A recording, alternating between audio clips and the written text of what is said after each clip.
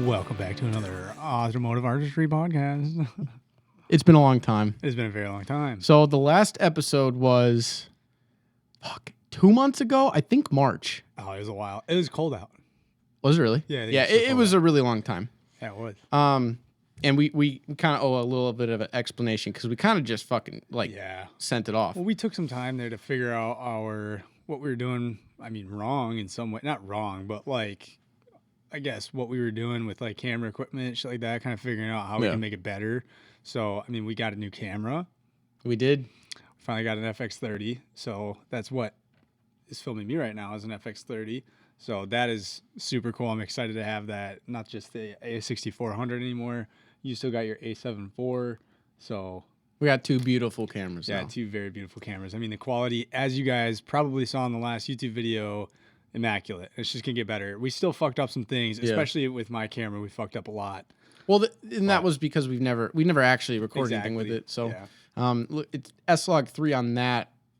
As we just figured out setting this up is just slightly different than the 4, and I'm assuming it's just because the crop sensor mine is in its full frame. So I'm sure lets in a little less light, but we'll figure that out. There was multiple reasons. There was that. Yeah. Finals were coming up for me for school, so I had to really focus on that. Yeah. And then unfortunately I had my appendix tried to kill myself. Yeah, so, dude. Oh, they don't know anything about that. No. That's so crazy. So I had emergency surgery to get my appendix out because it at 4 a.m. was just like, I'm done. Yeah. I don't want to be in here anymore. So screw it.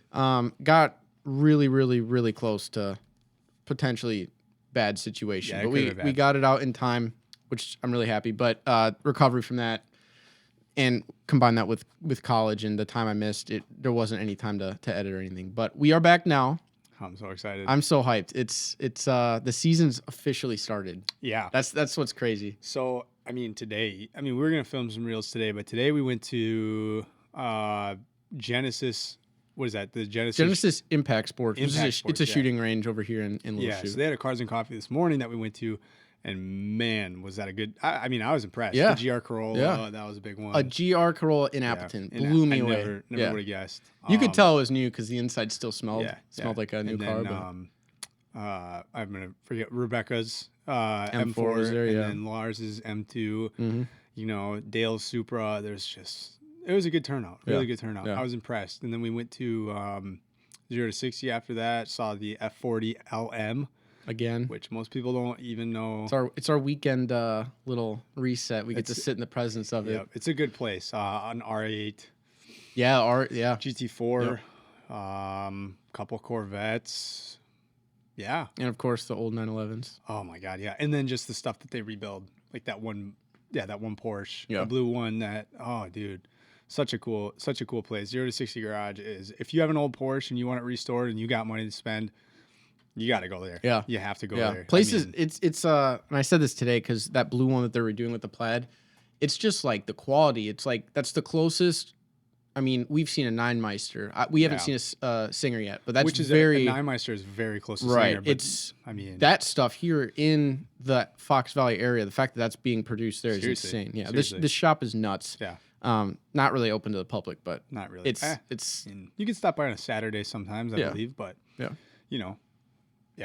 really cool place. I love going there. I remember going there with Andrew and his dad. Oh yeah. We took the 57 Oldsmobile there a long time ago. I think that was back when they were doing work on those cars. Now it's just strictly like Ferrari, Porsche, not really any of that stuff related. There was that Mustang. That might have been, was that GT350?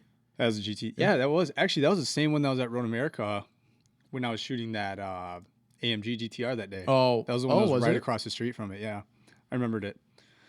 Really cool Mustang. But yeah, so this is gonna be a little bit of a different podcast. Basically, we're gonna talk about the WCEC Season Opener. I think we're gonna plan on doing a podcast after all of these videos. Well, that was the original plan. Yeah. Like for the podcast was to kind of go more in depth because as you guys saw, which if you haven't seen the video yet, you need to see. It's good. Yeah. Probably our best produced videos so far. Oh, for sure. So, in terms of quality and storytelling and everything. It was good. It was really good. But there's a lot of information about that day and behind the scenes stuff that people don't get to see in the video. So the whole idea behind the podcast way back in January, February time when we started it was kind of a secondary place to go more in depth because I don't know. I feel like no one really cares about a video, and I don't want to put the effort into a video anyways. So this is a better place to talk about it. Yeah. Talk about some of the more in-depth camera stuff, settings, things like that, what was going through our head. So this was the original idea of the podcast, and this is our first official episode that's actually falling through with that idea. Talking about what we did and how it went and what went wrong and our idea going into it and the production afterwards. I mean, the outcome, the product that we came up with after all of that playing and after we actually filmed it. I mean, we're going to kind of talk about that right now. Yeah. Before we get into that, we're gonna apologize. We're not doing any whiskey today. Yeah, we do not. I mean, we have some new ones. I mean, we can let you guys know. I mean, we have. Well, let's talk about the shelf real quick. Yeah. You guys haven't seen this yet. We built this out of a pallet. Yep. And I'll be honest with you, it looks really fucking good. We burnt it. And inhaled all the chemicals and everything. Yeah, there was some stuff that we shouldn't have burned and inhaled, but we did in a garage, and then had great headaches afterwards. But it's fine. It's fine. We're still alive today. But we got our top shelf. I mean, this is our favorites right here. Yeah, and then I don't think we didn't do Old Forester or Wild Turkey yet. No, so we have not shown the people Old Forester, and we have not shown the people Wild Turkey yet. And we did find another bottle of Buffalo Trace. We have a secret hookup for Buffalo Trace. And it is in Appleton. If anybody's wondering, it is in Appleton. Will I tell you? Absolutely not. No, not a chance. Not going to tell you where I can get it, but I can get it anywhere I want. Paid MSRP for it. Yep. Nothing over. Exactly. It's crazy. Blew our minds when we were there. Yeah. Anyways. New whiskey shelf. It was super cool. But yeah, we'll have to do an Old Forester Wild Turkey. We're not going to do anything today because it's early afternoon and we just got done eating and we have a lot to talk about. I don't want to be intoxicated while we do this. Yeah. So we already did that once and it wasn't great. So it's bad. Just a wheel. They don't even know. We filmed an entire. Oh my God. You're right. We didn't even let them see that. Okay, so we filmed an entire podcast episode. In our brilliant ideas, we should taste test every single bottle we have. And I was pouring a little more than one shot. Oh, dude, they were doubles. Oh, yeah. And everything. Imagine a double of all of this, and then we finished with a 130 proof. I know. Jack Daniel's and instantly, among the first sip of that 130, done. That was it. Just done. I don't think I could even speak It's properly. funny because I sent you a text when I was editing it. I was like 5 minutes in, I'm like, this isn't going to be it. This isn't good. And I edited the whole thing. Hour and 45 minutes of us drinking whiskey and getting fucking sloshed. I will say, if this video reaches a certain amount of likes, or how about this? What are we at in terms of like, I don't even want to do that. Let's say if we get 10 comments of. Let's start small. Small. Mainly because a lot of people do care about the whiskey. Yeah. If you comment, if you're watching the YouTube video, comment, tell us that you do want to see this because if you really want to see us get fucking trashed. Fuck 10. If we hit 20 comments of people telling us to drop that video, we will drop that video. It is very embarrassing, but we will do it. It still exists. Didn't delete any of the files. Yeah, we'll drop the video. 20 comments of people telling me that we actually want it. Yeah. But other than that. Man. It was you'll see. If you want it, comment, we'll see. But anyways, we'll go into the Old Forester and Wild Turkey on the next. We'll probably do one or both in the next episode. But anyways, enough about that. WCEC Season Opener. Yeah. So if what you don't prompted this? Before that, some people might not know because we got followers from everywhere. This is our first time. Too. So yeah, WCEC is Wisconsin Car Enthusiast Club, started by a guy named Alex Martinez and a couple others, which unfortunately I don't know. Yeah. Okay. So I hate just saying it was all Alex because I don't know the whole backstory. Yeah, we genuinely don't know. I know Dustin Korth and his, I want to say girlfriend, maybe wife. No idea. I don't know if you guys are married yet or not. But that's like the big group. The OGs. From what I believe. Yeah. Alex is more of the face of it. I feel like they use him for more branding, which is great because he's a great position for that. Yeah, great marketing. But anyways, a bunch of people back in it sounds like 2009, and the reason we don't know anything about this is our first year going to this. Yeah, we've known it's existed, but I mean, I went to the Timber Rattler WCC car closer, show, but that was it. That's all I ever knew of WCC, and then you see the stickers on everybody's car, but I never really paid too much attention to it. So. Yeah, but basically it's a group.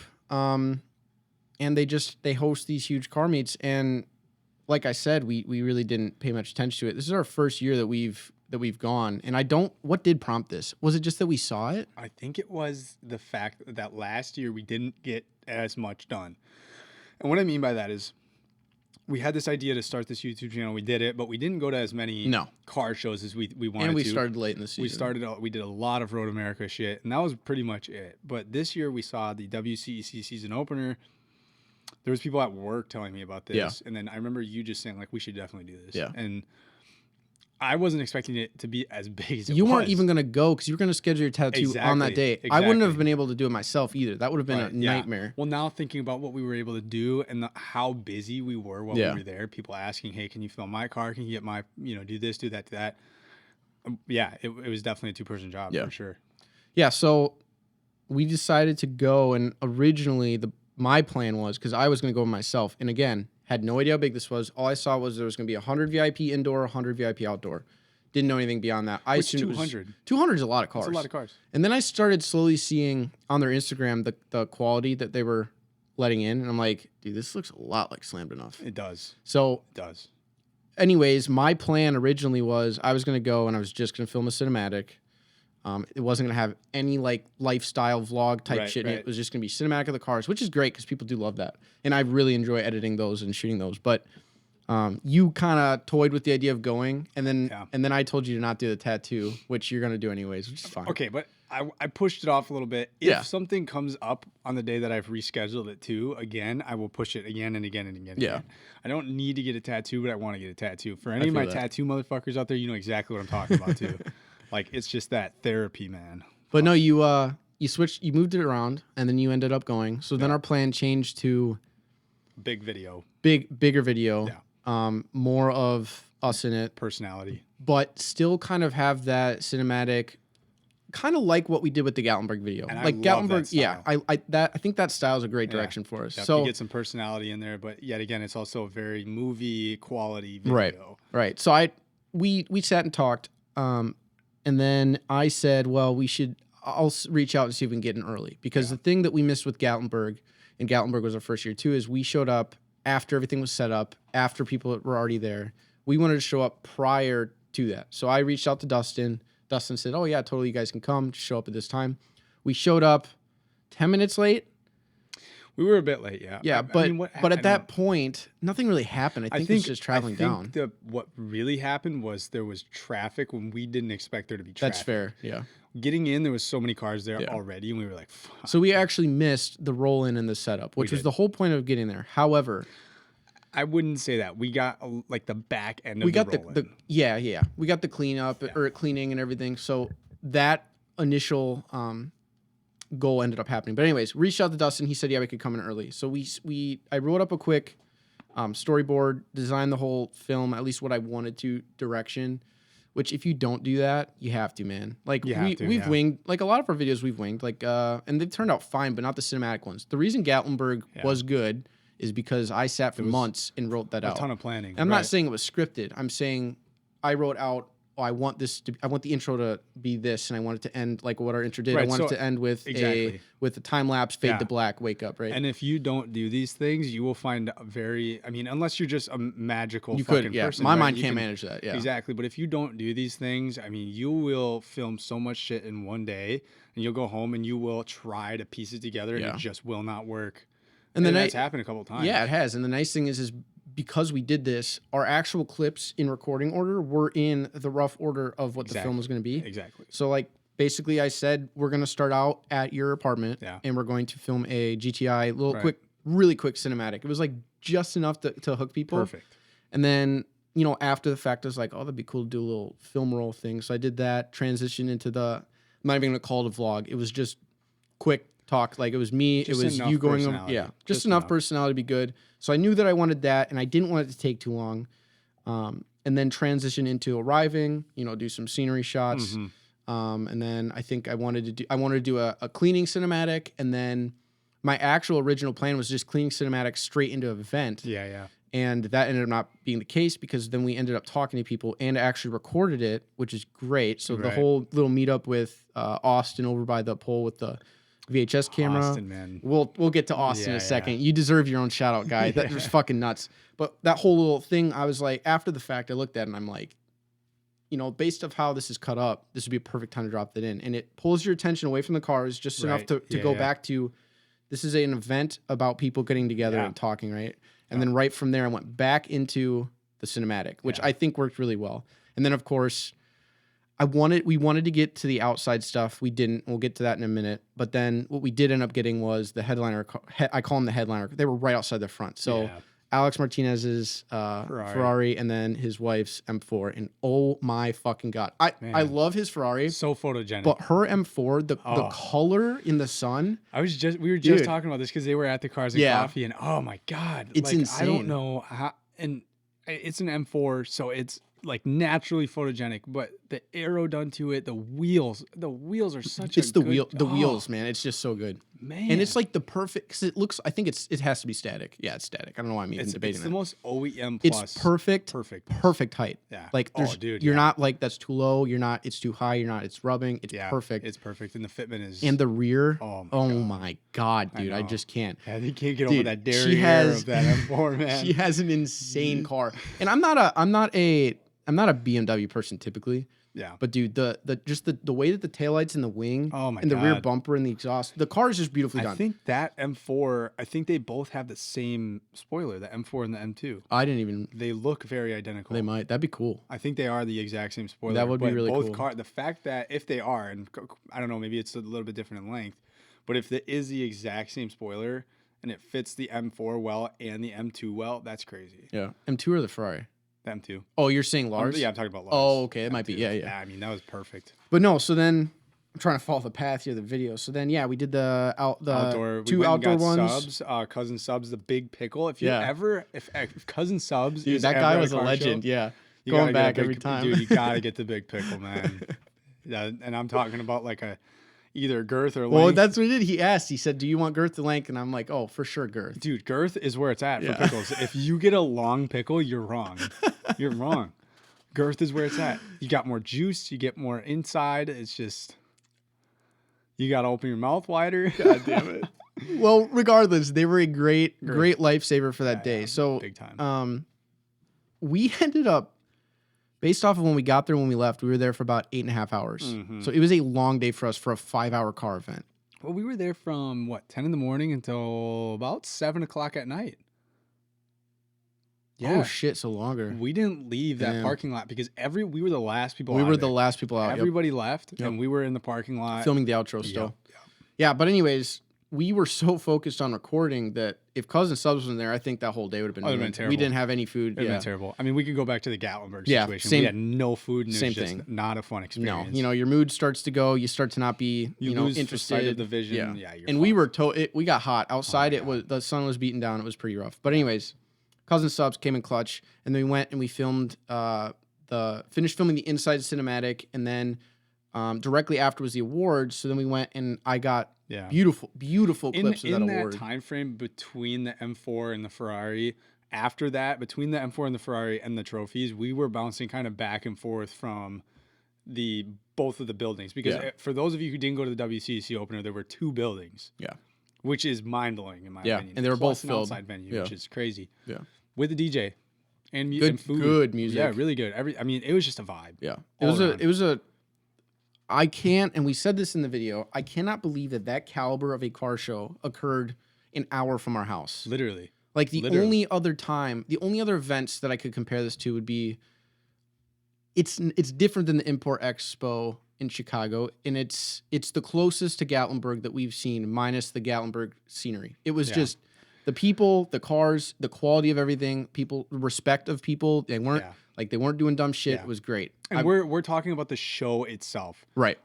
Gatlinburg, obviously you could say the traffic jam all around Sayreville and Gatlinburg is highly up there more than WCC. They didn't have that, right? But the show itself, oh my God, dude. Yeah. There was more cars, more people, probably a little bit better put together venue in my opinion. I think Gatlinburg, if you remember, had that one building and then that outdoor parking lot that was a jam. Right. The way that they set it up was a lot more efficient because and we criticize this too. The outdoor section of slammed enough, should have been an official show. They should not have had other cars there because they were combining the car, right? There was like Hyundai Elantras, like not N models. Not to mention they were also turning away people that had paid to go. Right. So what they should have done is had a dedicated outdoor show, and then if you got turned away from the indoor, you just go and park in the outdoor. You know what I mean? Dude, if this WCEC caliber car show was in Gatlinburg, that would have been insane. Oh my God, dude. I mean, if you just add the mountain range and everybody coming from around the world did it, and I think it will get to that point. I do. I mean, just based off of this show alone, Gatlinburg struggles because of the amount of people that go, though. That's the thing that WCC, like I would say max 500 cars came to this. Gatlinburg, dude, like thousands of people go to this. Thousands of people, but they also had, I think, less cars in the actual show itself than WCEC did. You know what I mean? I mean, and here's the thing. I get it. You want top tier caliber cars, right? But when you're turning people away from, very small things, very small imperfections on their cars, I think that's where you start to struggle with people and where you put them. And then you get all these people and you turn them away. That's where you start to struggle, I think. Right. I mean, there was some people at this car show. There was some little imperfections in their cars, but that's the point of these car shows. You know what I mean? I would not say my car is perfect. It's not, but that's the point of it, is that we're doing these things to our cars. That's the whole enthusiast part of it, is you're not sending this car somewhere to have it done perfectly, right? You get these fuck ups, and that's just part of it. It's part of building a car, and I think that adds character to it. Yeah. But yeah, overall, I mean, this show was insane. I was very impressed. We were super happy that we went. As far as timelines, we can just get the whole timeline of the video out of the way. After that, we're originally going to capture rollout, but it ended up not looking great. Well, that's the thing, is because after the trophies, when I went outside to go film, I was right by the entrance or by the exit. Exactly. The camera was set up for me to do that, and as soon as we walked outside, almost everybody was already gone. Yeah. And we got exhaust clips and stuff like that, but it just didn't look cinematic in any way. And conveniently, while this was going on, and we're separated at this point, so Connor's like 100 feet down the road, getting the cars coming in and out, and I'm standing by the entrance. Don't worry, it's fine. Looking at the clock. Like, why does it stop? Yeah, I paused it. We made the time. No, so Connor was like 100 feet away. I'm at the entrance, and we're both filming, and I just didn't feel it. I was just like, this isn't right. And I just happened to turn around, and on the back side of this venue, there's a massive field, and it was covered in dandelions. Yeah. Like covered. Yeah. And Joel with the bagged white NSX had... And I felt initially really bad about just crashing their photo shoot, but he had a photographer. They pulled the car into the field, and the photographer was shooting it. And I see this, and I'm like 200 feet away. I'm like, that is perfect. Right. The sun is setting. It was like beautiful sun. And here we are, some really good cinematographers. Like, they're paying for their own professional shoot with a photographer. I mean, me personally, I don't think they should be mad about that. No, they weren't. They were cool. They were cool about it. Yeah, that would have been nuts. I walked up and I was just like, "Hey, Joel, I'm Sam. Me and him have talked a little bit. He's been on a lot of shows. Yeah, and I've taken pictures from the gallery and sent it to him, and he's reposted them. He was in the Clean Culture video. That was the same NSX. So, anyways, they're there, and I asked, I'm like, "Yo, can I get some clips?" So we're going and we're taking clips, and looked great. The sun was setting. It was warm, reflecting off the car beautifully, and then the sun went away. The clouds went and kind of hit it, and it was super. I was kind of pissed in the moment, but I quick adjusted settings so that white balance was still good and kept filming. Yeah. And then while we're filming, I didn't get his name, but the guy with the wide-bodied and bagged Porsche, thick Porsche, pulls out of the venue and pulls his car into the field.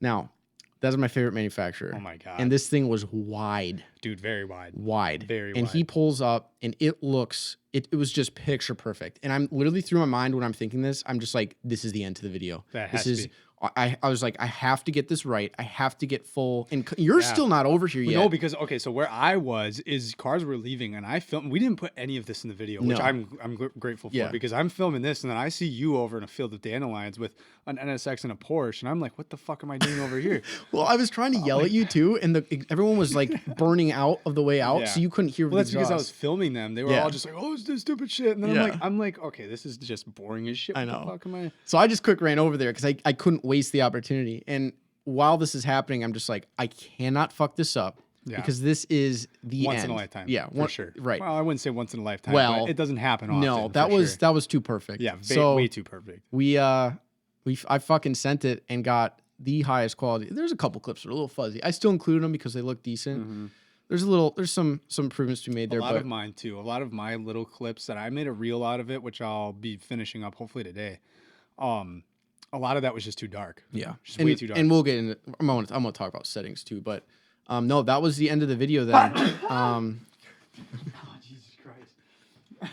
I almost fell. Jesus, dude. Oh my God. Knocks the whole shelf onto his head. I almost put my hand in my cheesy potatoes too.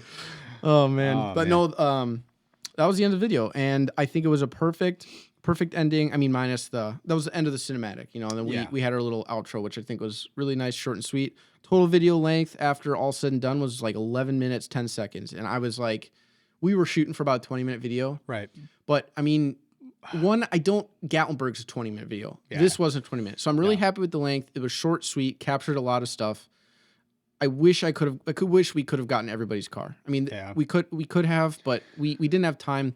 As far as time goes, we said we were there from 10 a.m. till 7. We were in and out of both those buildings back and forth almost the entire time. Yeah, we actually, I mean, in terms of enjoying it, like walking around and really looking at everyone's cars and, you know, shit like that, we didn't really do a whole lot of that. We were working. I mean, that's what you got to do though. Yeah. You know, you can't just, okay, I'm going to film this wheel and just expect it to be great. You know, I think one thing I've learned the most is you got to take multiple clips of the same thing, you know, because if you fuck up one of them, you got backup. If you fuck up that one, you got another one, you know? Right. So it's like you're sitting there filming one car for probably 10 to 20 minutes. Right. And then you're on to the next one. And then you're on to the next one. And then next thing you know, it's lunch and you've done one building. Yeah. And then next thing you know, it's like 2 minutes later, an hour later, you're like just getting into the next building. You're like, fuck. Yeah. We're running out of time here. And what's crazy is that 11-minute, 10-second video, with exception to the clips we fucked up, which we'll get into, was damn near all of usable clips. Yeah. Oh, 100%. Like there was maybe 2 cars that I cut out, and it was simply because I didn't have enough clips to be the full, like a full cinematic of the car, right? But no, like that was, we did good. Yeah. We did good. A lot of our imperfections were just off of this camera. Yeah. And solely because we just got it. Right. And that's honestly, if that's the first video we filmed with that camera, I'm pretty impressed. So a lot of it was just lighting, right? I mean, that's what it came down to. So obviously overexposing, it seems like that's the trend with both the A64 and the FX30. And I think it's just because of the size of the sensors. And when we say overexposed, so I'm gonna get into technical shit here because I feel like some people know about this. I think this is what most people are gonna watch. Yeah, for. old Sony sensors. So we're talking prior to the FX6. FX30 and the A7S3. Those sensors for log, so S-Log 1, 2, or 3, well, 3 wasn't there. So S-Log 1 or 2, those sensors did need to be overexposed, including the original FX Cinema Line cameras. So what you would do is you would expose 2 stops over what you're supposed to be at, so what native exposure would be, because you're capturing more highlights and preserving your shadows. So then you bring it down and you're not getting grainy-ass shitty shadows, right? The misconception is that all these new sensors, so after FX6, FX3, FX30, A74, A7S3, after all these, the misconception is it's the same thing. That's not the case. So the sensors themselves, now, you are truly, and this, people will argue with this, I doubt anyone viewing, but those sensors on those bodies specifically, you are supposed to expose correctly, right? You're exposed to being exposed, whatever your method may be. And this is proven by many colorists, a lot of good YouTube videos that have been done on this. Yeah. But anyways, that is true. Even Sony on their own website states this. So that's the backstory of the exposure issue. What our exposure issue is I was struggling to, prior to me getting a monitor, figure out what correct exposure was on our cameras, because the little metering on the bottom that's plus or minus. No, think about Gatlinburg. Yeah, it doesn't do it at all. No. I mean, now you got the monitor that shows you the actual lighting waveforms and all that shit. We were using multimetering, which means that the sensor is going to take a lot of spots. It's not averaging. It's kind of like averaging, but it's not. It'll take all the spots and it'll tell you, well, the computer thinks this is under or over, and we would base it off of that. The problem is with S-Log of how it's compressed, it was shooting way too low on the waveform. So then I go and do a lot of research, and everyone's like, you need to get white and, is that even in? Yeah. white or gray cards. If you're listening, I'm holding up a gray, a black, and a white card. So the gray is middle gray. White would just be white for white balances, and black is peaking black. So 2 black, you're not capturing data. Right. So I did all the research on that, kind of experimented with my camera, got it pretty good. You simultaneously got your FX30 the same week of the event. Literally, yeah. So we didn't shoot anything with it. It was like that weekend prior. You had like 1 shoot with it. Yeah, besides like just using it at the house. Right. I mean. So I went off my settings, which is a huge failure, and I didn't realize this till after when I was editing it. It's a huge failure of mine because I have a full camera with different color science. While they're both shooting S-Log3, the sensors are different. You know, yours leans more towards the FX6 color science because it's a cinema camera. It's more that style.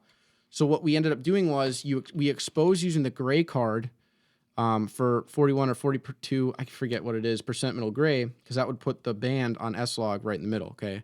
My camera turned out great, but I was also using my external monitor on my gimbal setup. So I was monitoring the entire time, and we'd go to a different building. I go, okay, this is low, and I'd adjust, right?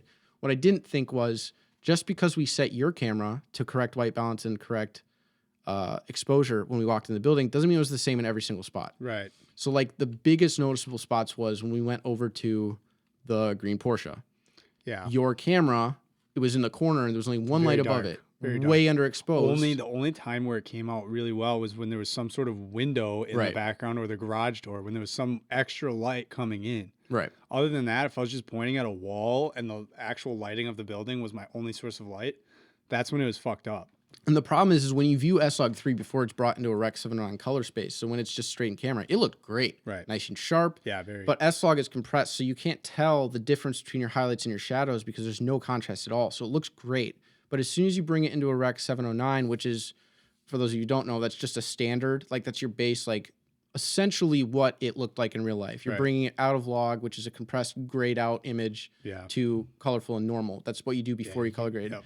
Well, what happened is when I would bring the FX30 clips out of S-Log3 into Rec 709, because they were underexposed, it was just grainy as all hell, wasn't sharp. The colors were all shifted and fucking weird. Yep. So what ended up happening is I couldn't actually use a lot of these clips, and unfortunately we didn't find that out until I was editing. Yeah. So that is something we need to improve on. And that's been like even the A6400, that was the big deal with that. I was like, why the fuck is this so grainy? And I think it's because of the lighting and it's the color grade. I mean, think about in the biggest example, if you go back to the Gatlinburg the Gatlinburg video. Yeah. The scene of us on the porch the morning after the event. Beautiful. My favorite clip from that is Ricky's face. Yeah. Because it's perfect highlights coming off the skin. Skin tones are prime, and then the shadows are perfect. Everything was perfect in that video. And what did we do right in that clip? It was exposed. It happened to be exposed and white balanced beautifully. Yeah. Everything else was just very everything dark. Else, yeah. But I mean, you got to remember, like, where were we filming everything else? A lot of those clips were inside the truck, and you were shooting out. Right. Very dark, no color, no light whatsoever. I mean, and then inside the building, not a very bright building. Yeah, but that was all. That whole video was all prior to us getting any real, expertise. I mean, it was good, but not where we're at now. Exactly. So, as far as our issues with this past video, that was our biggest one. I think that we'll be good in the future. We only have one external monitor, which is an issue. Yeah, they're fucking expensive. That's the thing. But with the external monitor, the ability to view your waveform while you're filming is just a game changer. And now I can actually expose my footage correctly. Even just for today, I just plugged the monitor into both of our cameras while we were doing setup to make sure that we're hitting in that waveform where it needs to be. And it shows you the waveforms that you'd look at when you're editing. Yeah. Which is like, it's the same exact waveform. Exactly. But it's great. And anybody that wants these, you should definitely buy one. It's perfect because when you go into your computer afterwards, and you're going to go, fucking look at how everything looks. You see, oh shit, it's like super underexposed, super dark. This is going to suck to bring back. Yeah. Well, you already know ahead of time what it's going to be like. And the crazy thing is like even yours, the FX30 is a dedicated cinema camera. The FX30 and the FX3 don't do this. They don't have a waveform natively. Mine doesn't even have a waveform natively. And we're talking about $2,000+ camera bodies. Literally, yeah. So the fact that you have to buy one to begin with is ridiculous. But I think so too. My external monitor is a must. I'm really glad that we added that to the arsenal. My gimbal setup was nuts. So that was exactly 2 weeks after my surgery. and I was still within a weight restriction. And I had my checkup like 2 days prior, and she's like, "You should be good to lift 40 pounds." I didn't weigh my gimbal setup, but I'd wager that was weird. I'd wager. I mean, it was probably about 30 pounds. It's probably pretty damn close to that. Yeah. After that day, my abdomen hurt so fucking bad. It was insane. But it's a heavy setup. But I mean, you saw what it produced. It produced amazing images. It's amazing. So. I mean, it's so much better than just a random gimbal. Yeah. You know, I mean, like, I don't know. You don't have to worry about so much extra shit with that. The gimbal, you really got to focus on going smooth and slow and every step you're doing. But that cage that you have, man, oh my God. I mean, that was just the coolest thing. Yeah, you still got to worry a little bit about walking. But other than that, like the movements, because your hands are so wide apart instead of centered. Because when it's centered, a slight movement is a lot, like the whole camera flies. The whole thing turns, exactly. So having it in the dual grip with the ring cage, whatever you want to call it, when you move it, it's actually moving the center axis way less. Yeah. So I would say it's not as responsive. Right. Which is good. In my opinion, I think less responsive movement would be better. For what we're doing. Exactly. Yeah. If you have a super responsive movement or a super responsive gimbal and you're trying to do a really small or really, slight kind of pan, I mean, if you're a shaky motherfucker like me, you're done. Yeah. You're screwed. Well, the biggest thing was like, and I have a lot of gimbal experience as a gimbal operator, so to say. Yeah. When I set it up for the first time and I handed it to you, like you just right off the bat with barely any gimbal experience, beautiful image just from practicing. So it makes a huge difference. Big difference. People that say gear doesn't matter, it's a load of fucking shit. It's just like money does buy happiness to a certain point. 100%. So the thing that I would say for new creators is don't focus on the gear if you have something. For example, we were just, where the hell is this? Where did I put it? Oh, we were just talking about this, right? I started my entire Instagram, like all my photography was done on an A6000, dude, not even A64. A6000. This came out in like 2010. It's fucking tiny and dinky. It's a 24 megapixel camera. Doesn't shoot S-Log, doesn't shoot anything. It's just base video and photo, right? So if you have something like this, the easy trap to fall into is, I need an A7 IV.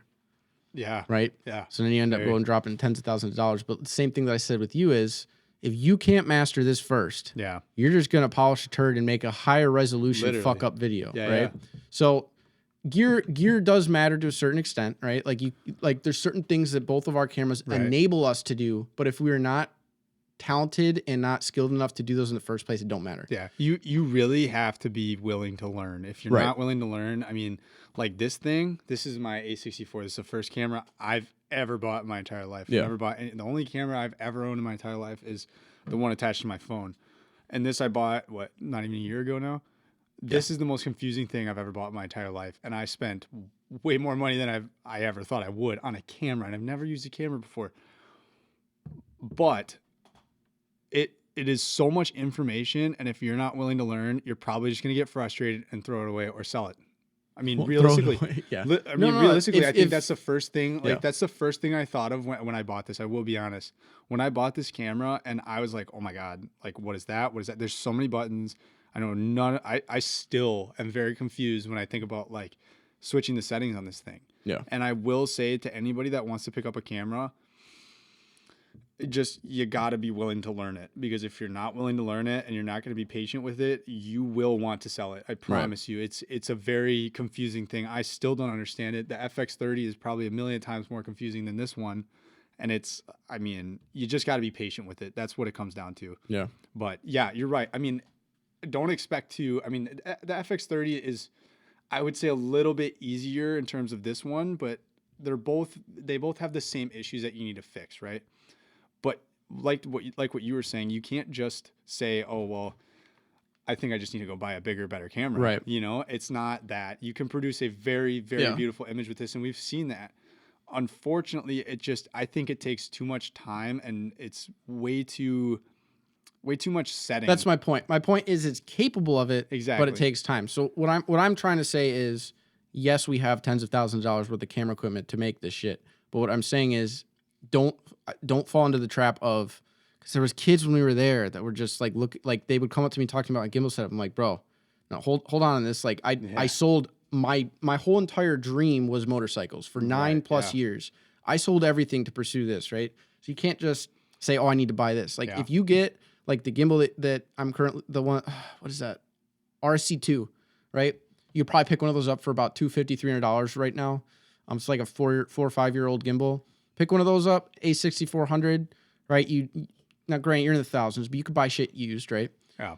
You are at good enough point where you'd be able to produce what we're producing. It just takes more time. But that's the thing is, right, like that, you can very easily produce it with that. This, you got to really kind of hone in and learn this thing. Which is why I say I would say it's a little gear does matter. Yeah, it's a little bit, it's kind of like a manual versus an automatic. One's going to take a little bit, it can still do the same exact thing, but one's going to take a little bit more learning.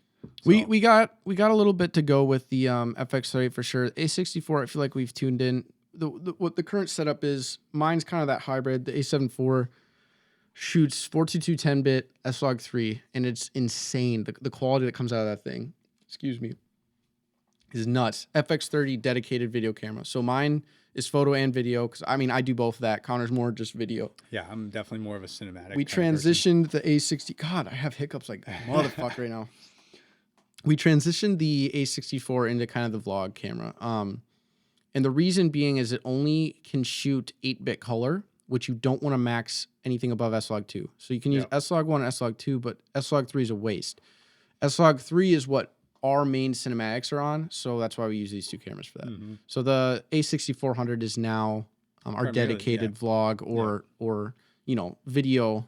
It's really just a backup piece if we really need it, but it is very nice to just set up as a vlog camera, set that up as a cinematic, and then yours, really the Swiss Army knife of the group, it can do really whatever the fuck you want it to do. Yeah. But it's nice to have that set up for that and this set up for that. And you can just whip it out whenever you're ready. Yeah, I was going to say, talk about how you had your setup at the show. Yeah, and most of you will probably see it on, if you're not following the Automotive Artistry Instagram page, definitely go do that. Really cool pictures. Some people are a little confused about why we were spamming. So real quick. Okay, yeah. So we created an Automotive Artistry channel, and it was spelt wrong first. Yeah. Did you fix that? Yeah, so I fixed it to Automotive Artistry, and I actually spelt it correctly, but that was already taken. So it is now official Automotive Artistry. Yeah. And the whole point that day was to just build the Instagram so that it didn't just look bare. Yeah. It gave you guys something to look at. So we dug deep into the archives. All the pictures are I think they're all your pictures. Yeah. I don't think, they're all. Then again, I don't take any pictures. Yeah, they're all. And that's fine. That's a whole nother thing to learn anyways. Exactly. So all of my photos from all of last year. Yeah. Yeah. So it was client shoots, IMSA race, throttle stop. So we basically took all those photos, made a little bit of a backlog. The way that this is going to move running forward is, and obviously we'll have our own individual stuff, but most of our automotive content is going to be collaborated with Automotive Artistry, because that's our business Instagram, right? So that's where, a lot of people, we have the website, but a lot of people just want, hey, what's your Instagram, to look at it real quick? Because the website's a little more involved, which I get. But 100%. That's the reason that we had that whole day of 12 fucking photos spamming. I'm getting DMs like, why is all this? And there was only probably 20 some people following. So if you're one of those 20 people and you were there when I spammed you, I'm very sorry, but I was building our Instagram channel so that you guys could actually see some of the work. Here's one of the things, right, about Instagram. If you, and you got to kind of think of it from our perspective, if you see something, a post, right, and you're like, oh, that's cool, and you go to that page and there's that one post. Yeah, there's nothing else but one picture. Post. Are you going to follow that Instagram account? Probably not. So it's an archive of something to look at and kind of see what we're going for.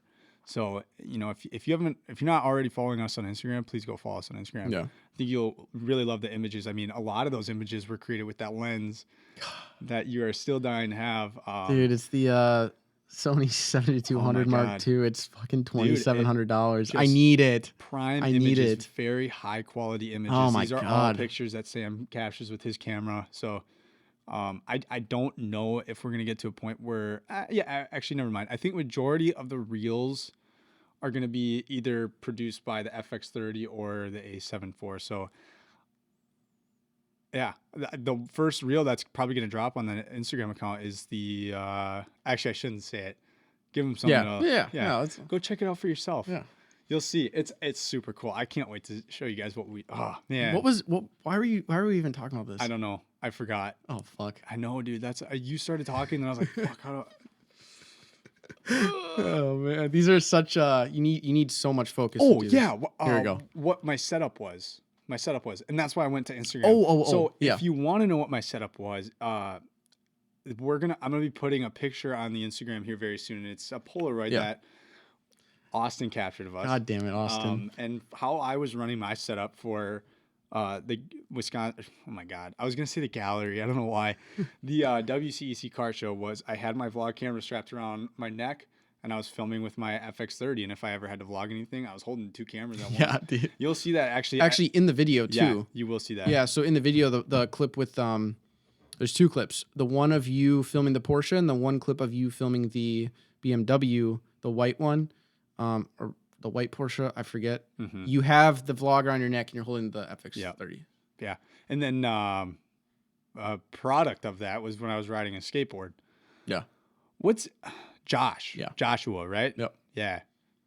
You're dope, dude. We met a lot of really fucking awesome people. We need to get him on the podcast. I want to get Austin on the podcast. Yeah, dude. Sure. It sucks. Austin's literally in Shauna right now, but we don't have another fucking mic or headset.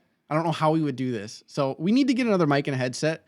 And Josh said he wanted to be on here. Yeah. Dude, and that was our first time meeting him. He seems really fucking really cool. Interesting. Yeah. His like you were saying, his own vibe. He's just a great fucking dude. I don't know.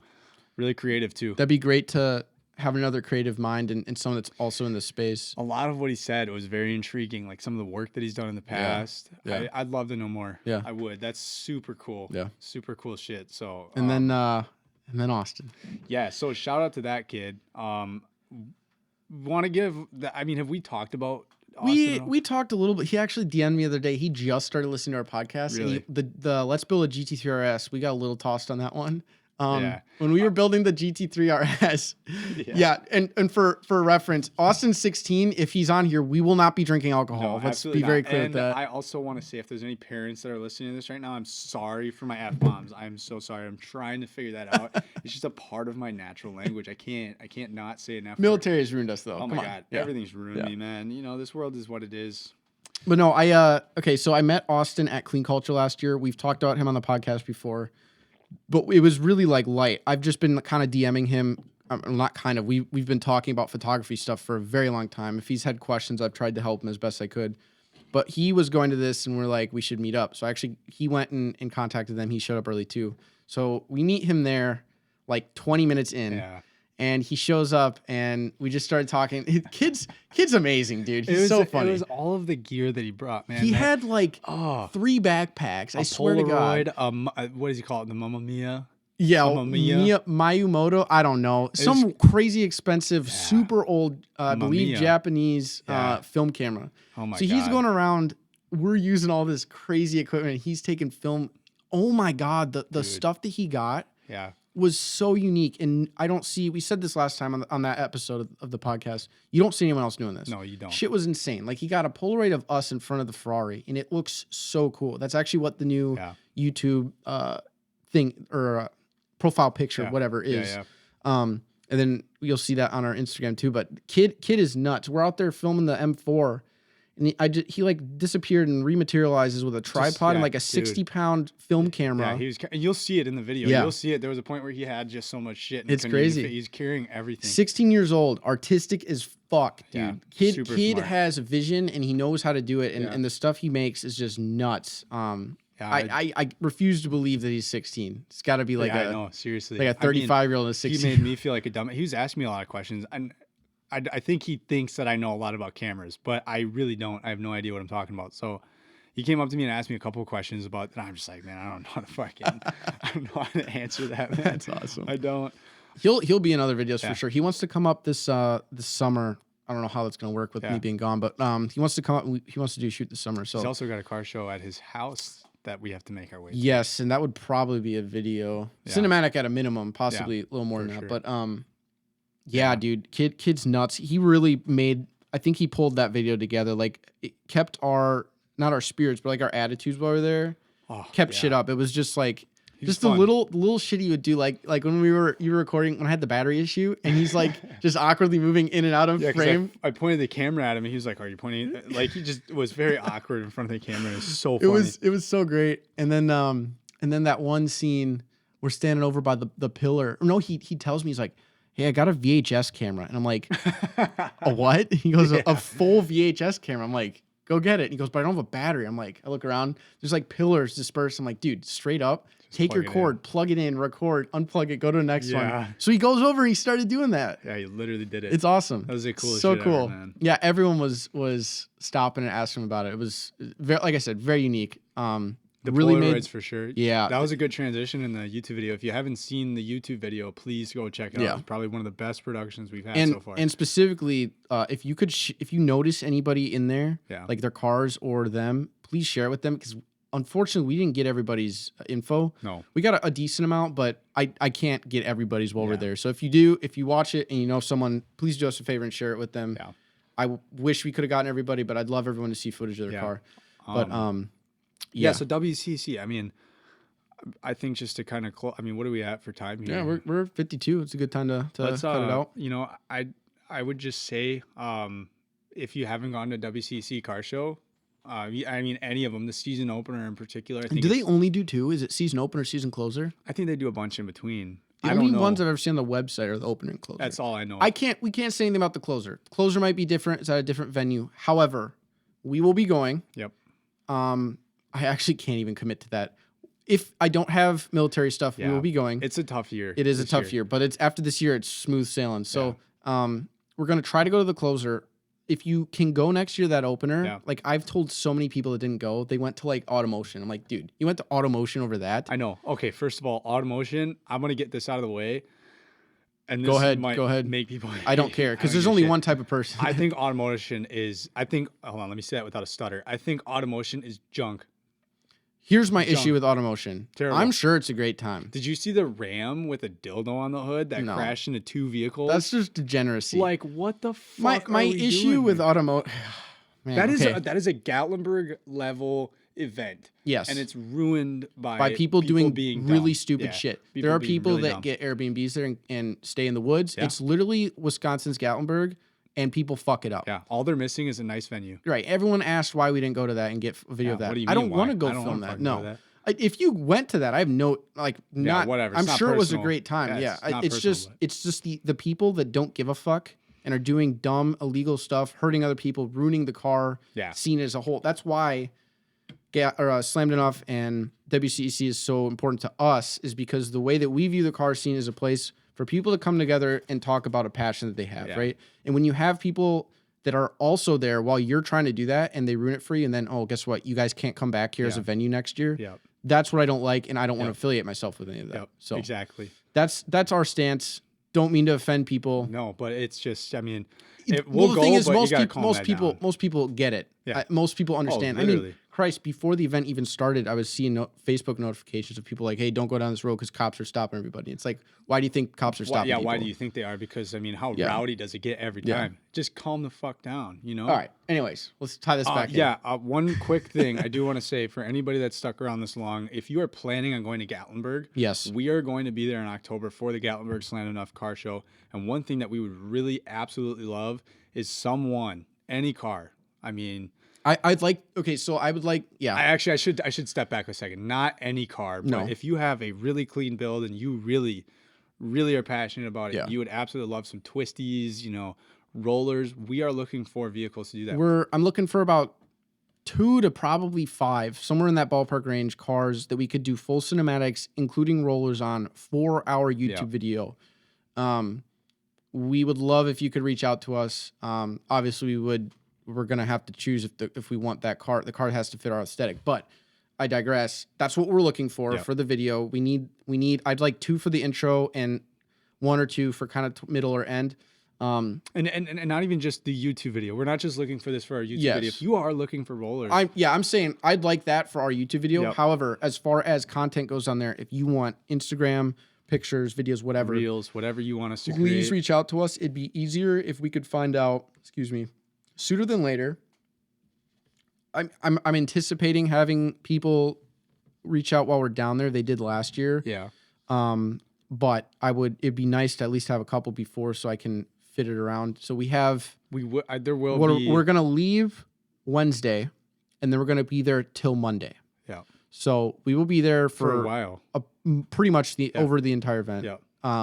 And the days before the event, that's probably going to be the best days to do those for you guys if you do want anything. So Saturday, we're pretty much off. We'll be filming the event Saturday, but other than that, please reach out if you either of us on Instagram or through the YouTube we can go through, or even email on the website. We would like that. WCEC was crazy. We're super happy that it went so well. Super happy we got to meet so many people, because that was my thing. I wanted to meet. There's a lot of people that kept reaching out. I'm like, we need to meet up and talk. So and if you see us out in public, I do plan on having some sort of automotive artistry tagging all over the Honda Civic when we go down there. If you're looking for us, we will be in a, what would that be? What is my 11th gen? Current gen Honda Civic. Current gen Honda Civic in gray stone. There's a possibility it'll have a stabilizing arm with a gimbal, suction cup to the back. I don't know if we'll have that before or after that, but we'll be doing rollers. Yep. If you see that car, hook in behind us, and we will film your car on the spot, guaranteed. So, anything else? No. I mean, that's all I got, man. I'm so happy to be back doing this, though, for real. So school's done now, and now we just got work to worry about and some shit to finish up this summer, but... We will be in Gatlinburg in not next week, but the week after. We'll be in Gatlinburg, so we're doing a kind of a scope out little mini vacation prior, because we need spots prior, but we just need a vacation from life as a whole. So we booked a pretty solid Airbnb there, and we're just gonna get away from life and enjoy it. So I hope you all have a wonderful rest of your week. Enjoy Memorial Day on Monday. Which is probably already passed by the time you see this, but that's the way it goes. Oh yeah. All right, we'll catch you in the next one. See ya.